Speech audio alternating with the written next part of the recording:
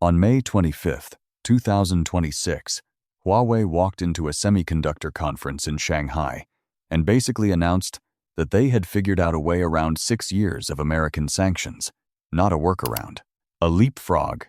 They unveiled a new chip design called LogicFolding, built on something they're calling the Tau scaling law, and they claim it will let them match the most advanced chips in the world by 2031, even though they're banned from buying the machines that make those chips, even though every Western analyst said it was physically impossible. Even though NVIDIA's CEO has spent the last 2 years arguing that without American tools, China was at least a decade behind. 2 weeks before this announcement, Jensen Huang, the CEO of NVIDIA, the most valuable company in the history of capitalism, quietly admitted to investors that NVIDIA had largely conceded China's AI chip market to Huawei. Read that sentence again. The man who runs the company that powers ChatGPT, that hit a $5 trillion market cap, that lectured the world for 2 years about American chip supremacy, just gave up on the largest computing market on Earth. And the wildest part is, the United States is the reason this is happening. The same sanctions that were supposed to keep China stuck in the past just turned them into the inventors of the future. There's actually a name for this phenomenon. Economists call it the sanctions paradox. Nassim Taleb calls it anti-fragility, the idea that some systems grow stronger when you try to break them. Your grandmother probably called it necessity being the mother of invention. Whatever you call it, the United States just gave a master class in how to accidentally hand your biggest geopolitical rival the keys to the future of computing. By the end of this video, you're going to understand exactly what LogicFolding is and why it terrifies Silicon Valley. How Huawei achieved in 6 years what most Western engineers said would take 20. Why the entire foundation of American tech policy is collapsing in real time. And what comes next for NVIDIA, AMD, Intel, and TSMC. Hit the subscribe button if you want more breakdowns like this. It genuinely helps the channel reach more people. Let's get into it. The wall. To understand why LogicFolding is such a big deal, you need to understand what's been going wrong with the entire global chip industry for the last decade. For 60 years, the rule was simple. Every 2 years, you'd shrink transistors smaller. Smaller transistors meant more of them on a chip. More transistors meant more power. That was Moore's law. It built Silicon Valley. It made Intel, NVIDIA, Apple, and TSMC into trillion-dollar empires. It's the single most important economic equation of the modern era. But here's the thing. Nobody on cable news will tell you. Moore's law is broken. We're now trying to build transistors smaller than viruses. The current cutting edge sits around 3 nanometers. A nanometer is 1/1000th of a meter. To give you a sense of scale, a single strand of your DNA is about 2.5 nanometers wide. Engineers are now etching circuits smaller than the molecule that codes your existence. And it's getting absurd. The machines that make these chips, called extreme ultraviolet lithography systems, are built by exactly one company in the world, ASML, in the Netherlands. Each one costs over $300 million. They're so complex that they require their own dedicated cargo planes to ship. Each machine has more than 100,000 individual components. There's a multi-year wait list just to buy one. And the United States made absolutely sure that none of them got into Chinese hands, which seemed brilliant. If China can't get the machines, China can't make the chips. End of story. That was the assumption inside the White House. That was the assumption inside the Pentagon. That was the assumption every American semiconductor executive made when they signed onto the sanctions plan, until China just decided to stop playing that game entirely. Enter LogicFolding. Here's the genius of what Huawei just did. Instead of shrinking transistors smaller, which requires those banned ASML machines, they stack them, 2 layers of logic circuits, folded on top of each other like a sandwich. Same physical chip size, double the density. No bleeding edge lithography required. It's like trying to fit more cars on a highway. The American approach for 60 years has been to make the cars smaller and smaller. Huawei just built a second deck on top of the highway. The cars stay the same size. You just get twice as many of them in the same space. The numbers are staggering. 41% better power efficiency. 55% fewer transistors needed to hit the same performance. And Huawei claims that by 2031, this approach will let them match the equivalent of 1.4 nanometer chips. To put that in context, that's better than anything Intel, AMD, or even NVIDIA currently produces today, using tools they're not even supposed to have, built in factories the West tried to cut off, designed by engineers who, 6 years ago, were told by their American counterparts that this kind of breakthrough was at least 20 years away. The sanctions paradox. Now here's where it gets really wild, and where you have to pay close attention, because this is the part that will completely change how you see American foreign policy for the last decade. Back in 2019, the United States started the chip war. Huawei was blacklisted. Their access to American technology was cut off. Then, in 2022, the Biden administration tightened the screws further. ASML couldn't sell to China. TSMC couldn't make chips for Chinese clients. Even Dutch and Japanese suppliers got pulled into the embargo. The stated goal was simple: slow China down by a decade. Maybe two.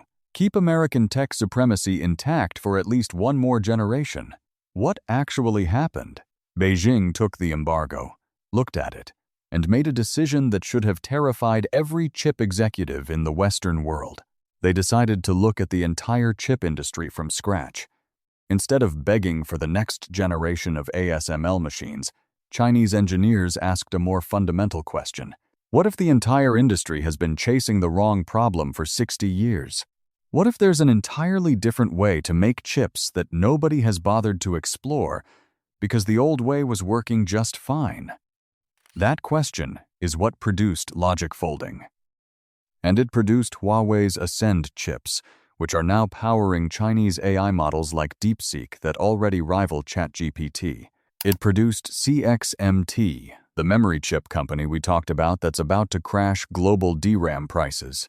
It produced Cambricon, Lungsun, and an entirely parallel semiconductor ecosystem that doesn't need American suppliers at all. This is the part Washington still doesn't seem to understand. Sanctions don't work on civilizations the size of China. They have 1.4 billion people. They graduate more engineers per year than the entire Western world combined.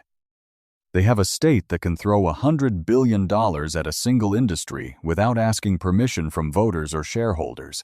You can't sanction your way around that kind of scale. You just force it to invent its way out.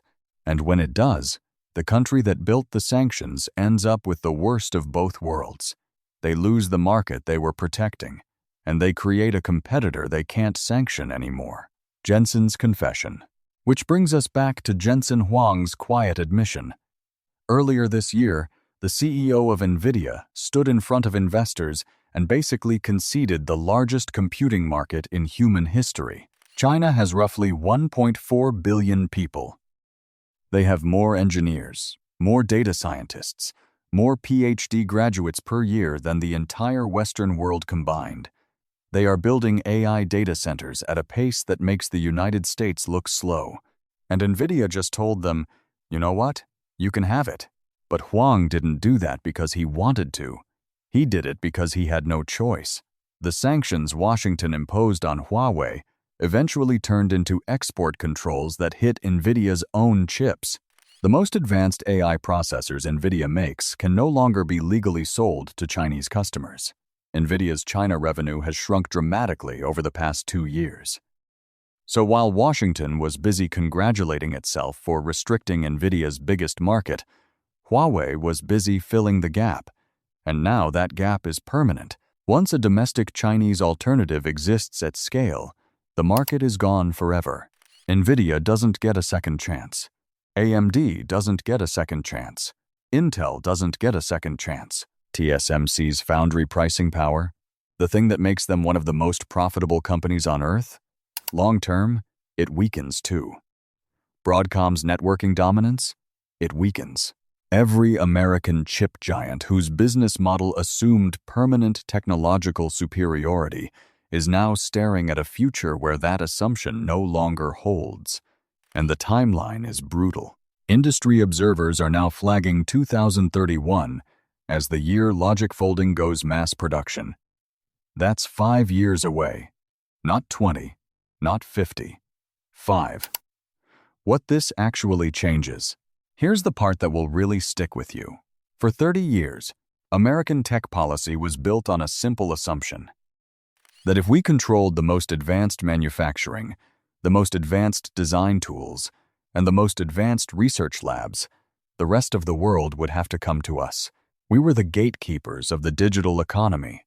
Every smartphone, every laptop, every AI model, every cloud server, all of it ran through American technology, American patents, American standards.